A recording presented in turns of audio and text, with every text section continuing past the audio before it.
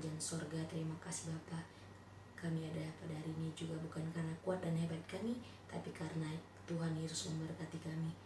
Ya Tuhan yang baik, kami di sini mendengarkan firman Tuhan. Pakai kami Bapa, sehingga firman-Mu dapat menyentuh hati kami dan dapat memperbarui tingkah laku kami. Sehingga dari cara kami berbicara, cara hidup kami juga mencerminkan atau untuk kemuliaan Tuhan saja. Dalam nama Yesus kami berdoa, amin. Ya, firman Tuhan pada hari ini dalam Kisah Para Rasul pasal kedua ayat 41 hingga 42 saya bacakan secara pribadi.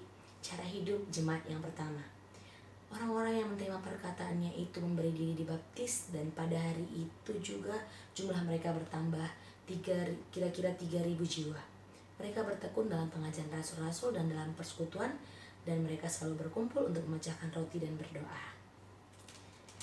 Tema pada malam hari ini yaitu lifestyle, yaitu mengenai cara hidup. Kita lihat dari sebelumnya di pasal 2 ini diawali dengan Pentakosta atau hari turunnya Roh Kudus. Maka pada saat itu Petrus dan 11 murid Yesus sedang berkumpul pada suatu tempat. Dan pada saat itu juga dari langit turun seperti tiupan angin keras, nyala api yang berbentuk lidah-lidah. Dan mereka berkumpul ataupun menyertai ataupun hinggap di kepala mereka masing-masing sehingga mereka berbahasa roh. Namun orang-orang di sekitar Yerusalem melihat dan mengira bahwa mereka itu sedang mabuk. Tetapi di bagian kedua di khotbah Petrus berdiri dan mengatakan, kami ini tidak seperti yang kalian pikirkan. Kami tidak lagi mabuk gitu. Ini masih jam 9. Sehingga kami ini bukan seperti yang kalian pikirkan. Kami di sini karena kami sudah diberkati oleh Tuhan. Kami disertai dengan tuntunan Roh Kudus Tuhan. Sehingga mereka semua heran, bagaimana cara juga ingin diberkati. Mereka juga cenderung ingin diberkati. Mereka ingin mengenal Yesus. Seperti itu. Jadi di dalam cara hidup jemaat yang pertama itu adalah hasil-hasil daripada penyerahan diri mereka, jemaat-jemaat yang menyerahkan diri dan kemudian dibaptis seperti itu. Cara hidup mereka itu sangat baik. Ya, dapat kita lihat di ayat 41 dan ayat 42. Jadi bagaimana orang-orang lain dapat mengenal Yesus?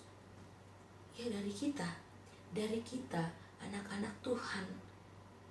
Dari perilaku kita, dari cara kita berbicara, dari cara hidup kita. Semuanya dari kita. Mereka melihat pancarannya, cerminannya dari hidup kita. Kita pernah mendengar bahwa kata istilah action speak louder atau bertindak lebih keras daripada kata-kata. Dimana kita harus lebih keras melakukan action daripada hanya talk. Hanya orang ngomong dengan manis-manisnya. Seperti kita pernah melihat orang yang menjual sebuah produk sangat bagus sekali memperkenalkan produk sampai produk itu dapat terjual dengan banyak seperti itu.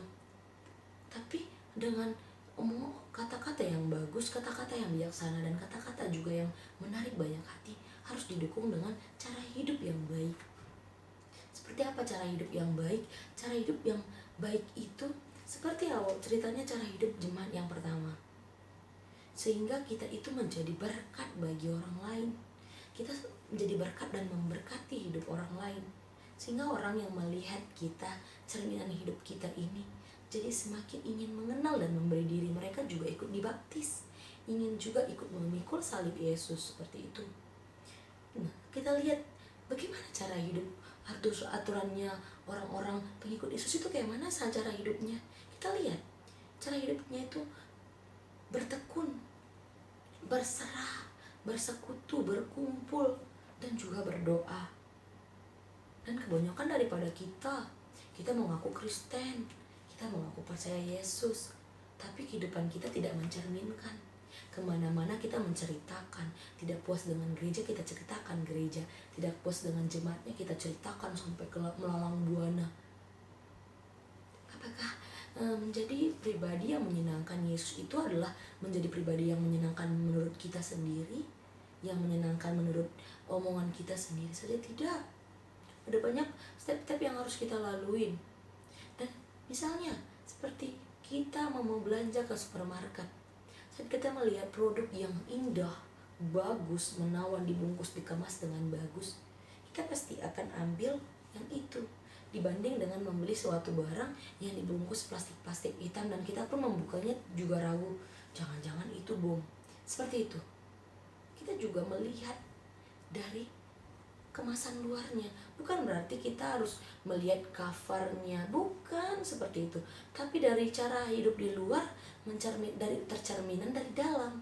Seperti buah yang bagus buah yang bagus itu dikenal dari pohonnya. Kita dari buah yang bagus itu dikenal dari pohonnya. Kalau dia bagus pasti karena pohonnya bagus. Dan pohon yang tidak bagus akan dimasukkan ke dalam api, dipotong, dibabat sehingga menghasilkan cabang-cabang yang lebih baik lagi dan berbuah di dalam Yesus, dalam Kristus. Jadi, bagaimana cara hidup jemaat, cara hidup kita sebagai jemaat?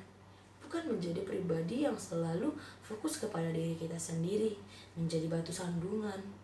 Apa-apa kita menjadikan prioritas itu ke kita, fokus ke kita, jangan jadikan fokus lagi kepada kita. Sehingga ayat ini betul-betul yang ingin diceritakan oleh Rasul Petrus di sini juga. Dia ingin menyadarkan bahwa kita bisa saat kita merasa bahwa kita dimampukan oleh Tuhan. Tuhan di sini pakai Petrus, tapi dia juga tidak lupa pakai orang yang biasa, jemaat-jemaat yang biasa. Dia tidak selalu pakai orang-orang yang luar biasa seperti Petrus. Dia juga pakai jemaat yang biasa, yang tidak punya jabatan di gereja sekalipun, yang hidupnya biasa-biasa sekalipun, tapi dari pengenalannya akan firman Tuhan, cara hidupnya menentukan lifestyle. Kehidupan dia itu memberikan banyak berkat, sehingga dari kehidupan dia menjadi berkat dan orang pun terberkati, punya banyak saluran-saluran berkat.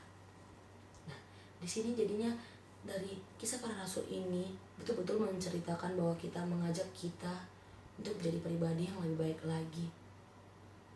Cara hidup kita semua digerakkan oleh Yesus, tapi kita harus lihat, kita harus fokus kepada Yesus, kepada salib Yesus, bukan kepada keinginan-keinginan duniawi. Senang banget keinginan duniawi saat COVID ini, lebih banyak tantangan, tapi kita lebih menggas tantangan itu. Kita langsung apa-apa dilarang, kita malah terus, ini hidupku, it's about me. Tapi tidak, yang difokuskan pada kisah para rasul ini cara hidup kita yang berkelompok, yang untuk kemuliaan Tuhan, sehingga kemuliaan Tuhan pun tercermin dari kehidupan kita. Ini kita semuanya, sehingga kita menjadi pribadi, semoga kita menjadi pribadi yang lebih baik lagi.